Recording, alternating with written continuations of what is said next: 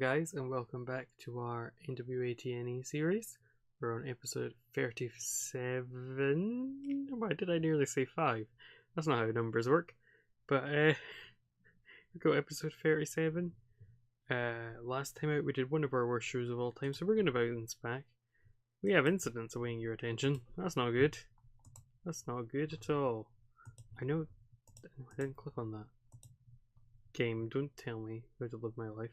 Frankie Kazarian, yay, doing some impressions. He came out and he was like, or he came out and was like, see, who would Frankie Kazarian do a good impression of? I feel like Kazarian probably does like a really good, like, Scott Hall. I'm calling it. Or Kevin Nash, maybe. But he does a good Nash. Probably rubbish. Impression says, Simon Diamond brought pizza for everyone. Yay! Thanks, Simon Diamond. What a nice man. We're gonna positively medal. We're gonna want all of our core locker room to be friends with each other. Is anyone friends with Jeremy Borash yet? Is Jeremy Borash sitting there, Billy No Mates? Oh, spoilers. I've brought in some new people, as you can see. Like, I'm planning a big, who's the new 40 figure going to be on this show? Could it be AJ Styles? Ah, damn. I was hoping they could be friends. Oh, I should have done Mike Tenay. Mike Tenay and Jeremy Borash are cool friends, like, for each other. I hope they are. That'd make me sad if they're not. But let's book our show. What do I want to book? I want like a really good main event. So you know what we're going to do? We're going to do crazy stacked main event. We're going to have AJ in it. That's right. We're going to have Rob Van Dam in it. We're going to have Ken Shamrock in it. Yeah. And they're going to face off against Jarrett, Nash, and Hall. Yeah. 2 weeks in a row main event Jarrett. This is a bloody stacked main event. So let's see, we're going to have, you know what, Nash. In fact, Hall's going to get the pin, because Hall's my favourite of those three. And he is going to pin Ken Shamrock, because he's a scumbag who injured my main event. Not that I'm still bitter about that, but I'm still bitter about it to this very day. Oh, I forgot to bring in the Vampire Warrior who's fanging and also banging. Oh, crap. I wonder where he lives. If he lives in like one of our regular areas, we could bring him in on a higher local, because I don't think he's hired by anyone. I think I'm actually going to have to give up on that tag team match, because I think CM Punk's unavailable for a long time because of Michinoku Pro, as is the X Division champion. So that's great. One of our title holders is just sodded off to Japan to be Curryman, I think. That's nice of him. So we're going to have a tainted win.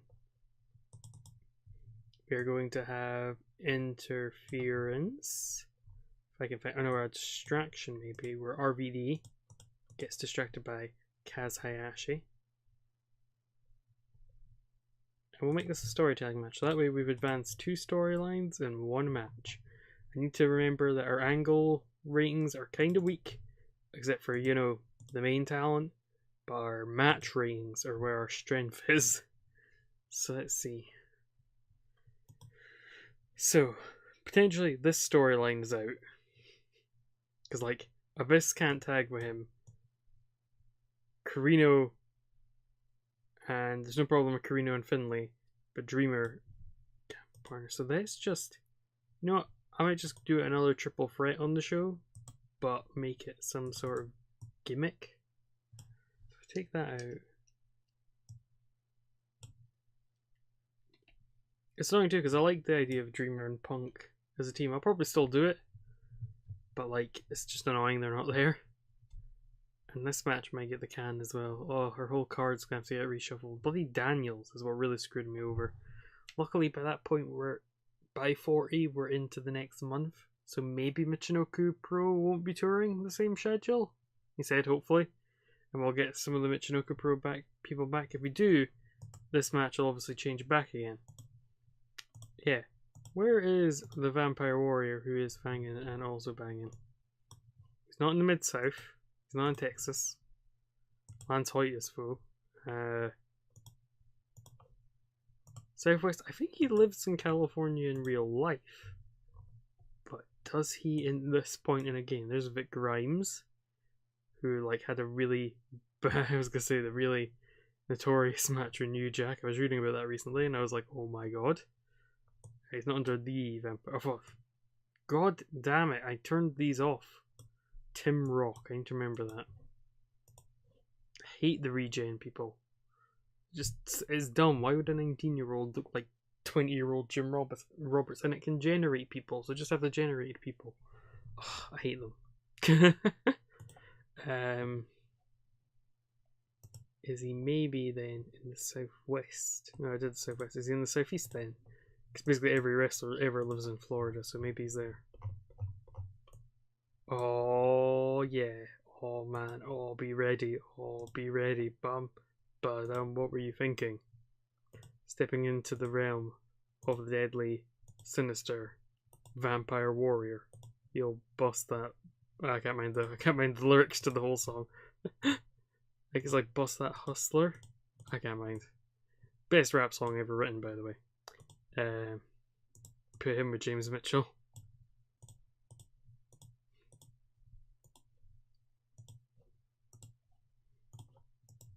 Let's try this tag team.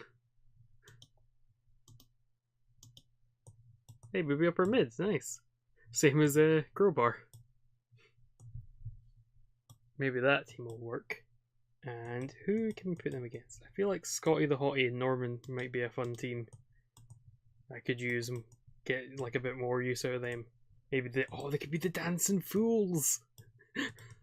It's perfect. The Big Wiggle and the Worm combined. The Wiggly Worms. Oh my god, the Wiggly Worms coming soon. Oh, it's too perfect. I'm gonna give Vampire Warrior the pin. No, that's silly. I'm gonna give Abyss the pin, but he is gonna pin Scotty the Hottie, which is my favourite rip-off WWE name. There we go. Yay! Okay, so Mojo's injured as well, which isn't good. You know, just to add to how bad everything's going for us.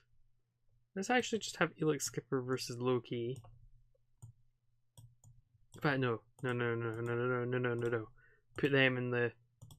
them in like the traditional big multi-man X Division match. That'll be the good match on the show. So let's have Skipper. Oh, Ultimo Dragon, the Ultimate Dragon, if you will. Ernest Miller, no. Chris Harris, Chris Hero, Colt Cabana, Kazarian, Parka, and Super Crazy. I still need to give them a name. The Wiggly Worms. I just like the Wiggly Worms again. That's such a good team. I need to make them a team now. You know what? Put Chris Harris and James Storm. Give them a bit more of their momentum. But James Storm's still upper mid. Good for him. And see who they can beat. Disco Inferno getting jobbed at the company. Low key, obviously. I don't want to have Simon Diamond Blue just because he was nice to everyone. So actually, bring back the real trio of Disco and the Flying Elvises. Where's Jorge? There he is. But the Scoot Andrews as the fake Flying Elvis. Such a shame we couldn't get Jimmy Yang, because he's like the best one of them. Let's see. Who gets to pin Disco Inferno? Is basically what I'm planning now. Elix Skipper can pin Disco. I doubt we're going to have him cut many promos, but he's going to have good matches at least. And book one more match. Just like Christian in 2009 or 2011 or whenever that storyline was. That like 2000 and no, it must be 2011 I think, because 2009 Edge was still wrestling. Because he wins the 2009 Rumble. No, he wins the 2010 Rumble, which means 2011 is probably when he retired, which means that would be when Christian has one more match thing. I think that's right. I hope that's right. Otherwise people will expose me as a fake wrestling fan on the internet. I don't want that. You know, that would be bad. Who can John Cena wrestle? Who I don't care about. Low-key, you should be in... Wait, what? You should be booked. Low-key isn't even booked? I'm gonna have Cena beat Matt Striker. I'm kind of like slowly giving Cena wins. Just every so often, we're giving like a little win, you know? Oh yeah, I took Loki out of the match because I made it Disco Inferno because I wanted to. I wanted Disco Inferno to lose. I just booked a whole match just because I just dislike the Inferno. So let's have manager reveals client again. Imagine if you were watching the storyline unfold and like you just had the vampire warrior just showed up out of nowhere. Like, but with the exact same... I'm picturing it word for word, the exact same speech. You know, whatever James Mitchell said last week, he's saying the exact same thing again, word for word. Assume it's a talking segment. There we go. We're gonna make all these default because I do quite like these. Default. Yay. Clicking is really fun. That one too. Oh, that could be handy actually. I'll need that for later on. Let's have reveal of not new manager. We want reveal of new client. Where James Mitchell. Imagine if you were watching this show like somehow in real life, and this exact angle happened 2 weeks in a row with different people. You'd be like, something about that's doesn't seem on the up and up. I want to have a backstage attack where this week. Oh god, I didn't do it the wrong way around, did I? They did AJ first, right? Yeah, okay. This week. No, I didn't. Oh, sugar snap piece. Don't know why I went for that, but okay. This week, AJ. Oh, you know what? AJ is gonna get attacked, but he's still gonna come out for his match because he's like the super baby face. You know, he's gonna come out and he's gonna have like all his tapes ribbed up. His tapes ribbed up? What the fuck am I talking about? He's going to have his ribs taped up like his DDP, like King Babyface himself, DDP, and everyone's gonna be like AJ, and then he's gonna do a bunch of cool AJ style stuff, and everyone's gonna be like yay. And that's another reason why the babyface team lose. Oh, it makes sense. I'm actually good at this. Let's see. We've done this. We've done that. We've done that. We've kind of done that because, like, I've set up the tag team partner again, and I don't think I'll actually do that match. As much as I like Team Canada, I feel like they need to have a bit more to get themselves over. So I might actually just do a match. Let's do a match. Let's do a tag team match. The only way to win is to say tag team match. Let's see. When I used January, December. You know, we're gonna try and make a new tag team. I'm all about making new tag team. Oh, actually, Chris here and Brian Danielson's cool potential team. Let's put Joey Matthews and someone together as well. Oh, Ace Steel and Joey Matthews. That seems like a team that would exist in real life. Actually seems like it would actually be a kind of good match. And Danielson gets the win because he's the best. Via submission. He's going to submit everyone until he wins the world title. But I still need 6 more minutes. Oh my god. Let's have a promo by Hogan. But Hogan's gonna go promo on AJ Styles.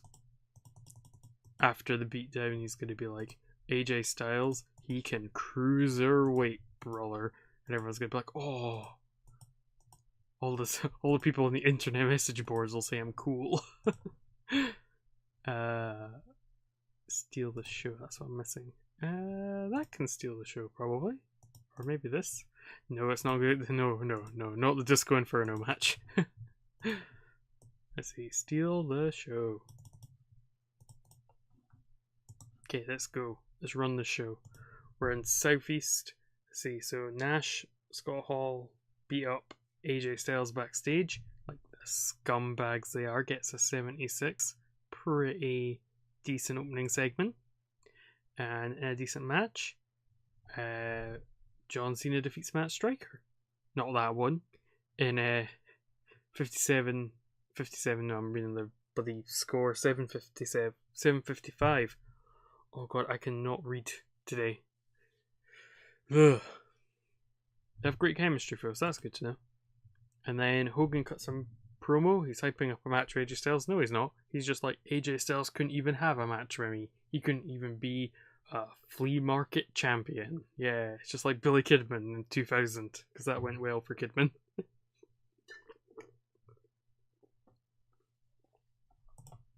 Following that, we have about the head subpar wrestling and Little Heat. Oh, that's a shame. Bryan Danielson and Chris Hero defeated Steele and Matthews in 9:07 when Danielson defeated Ace Steel by submission.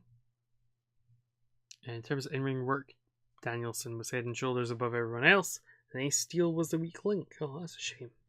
I have to get rid of Ace Steel, I think.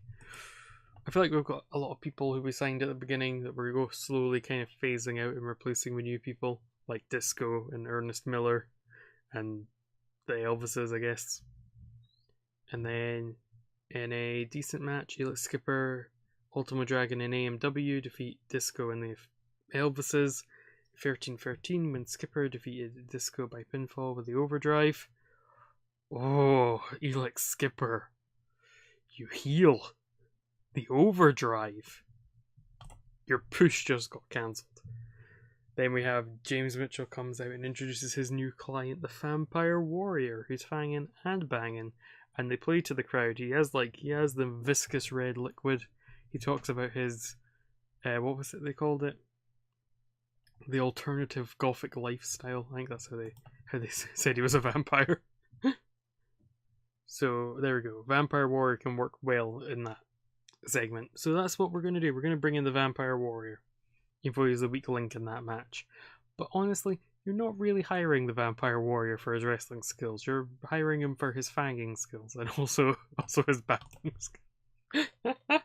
Abyss debuted a new spot that got great heat. His psychology will be helped by being able to use it as a go-to spot in the future. Thanks, Ricky Steamboat.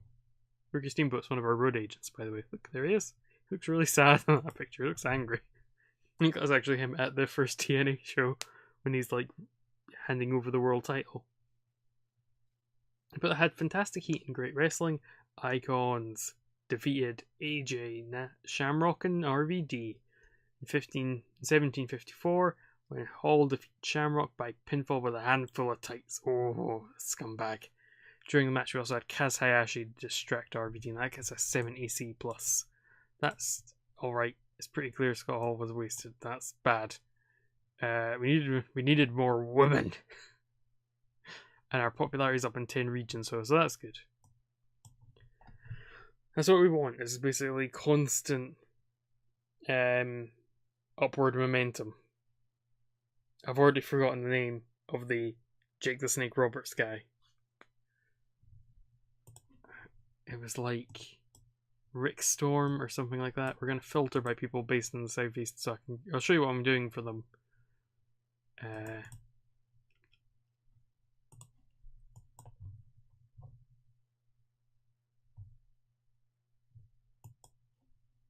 And works for none.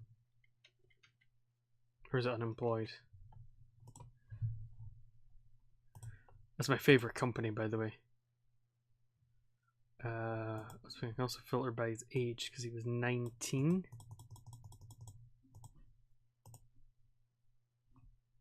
See, out of the business. Out of the business. That's a real person. It's not that Sean Royal, it's the other one. So was he Southwest? Johnny Jeter, Quicksilver, Scorpio Sky, SCU.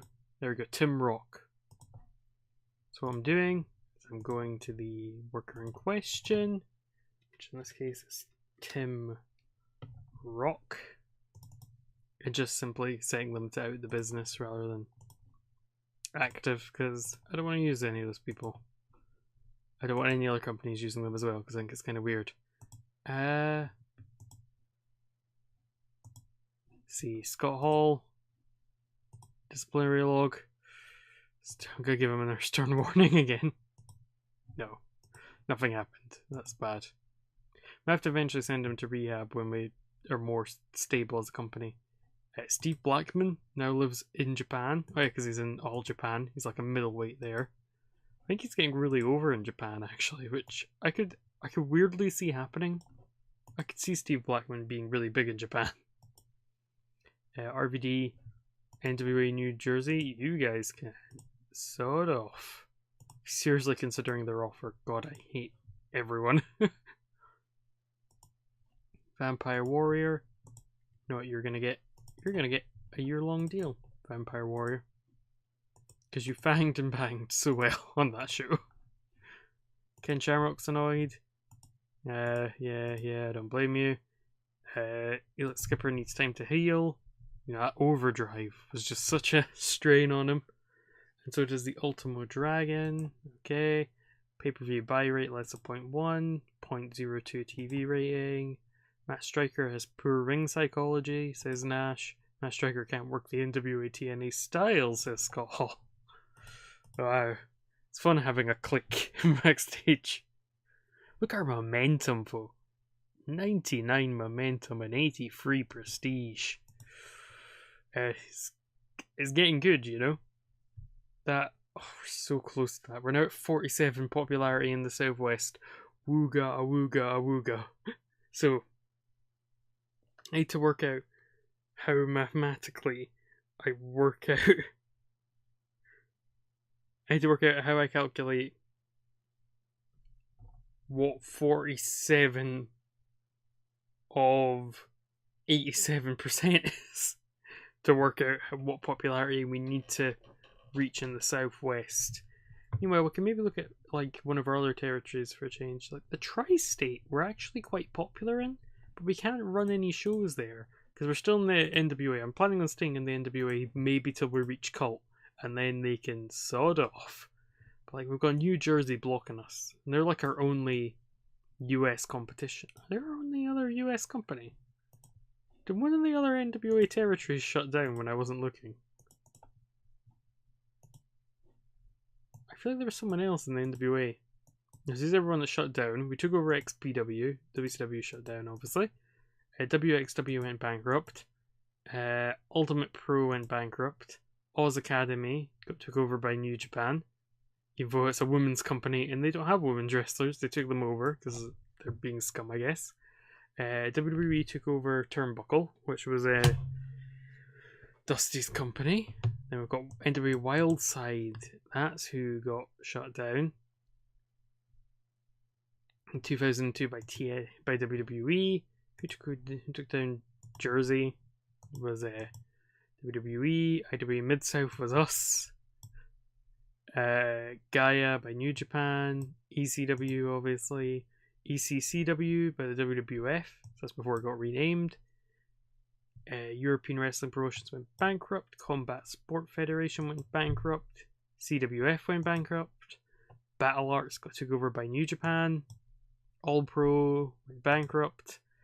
And All Japan Women's Pro Wrestling went bankrupt. Well, sorry, got bought by New Japan. Have New Japan added a women's division, or are they just sitting on all these people? It's not that Akira, is it? No, it's a man. Yeah, so what are they doing with all those women wrestlers they hired? Oh! I see. I clicked on the wrong person. They're all managers. Oh, that's kind of sad. Don Fry's there. Shortlist Don Fry, he's my boy.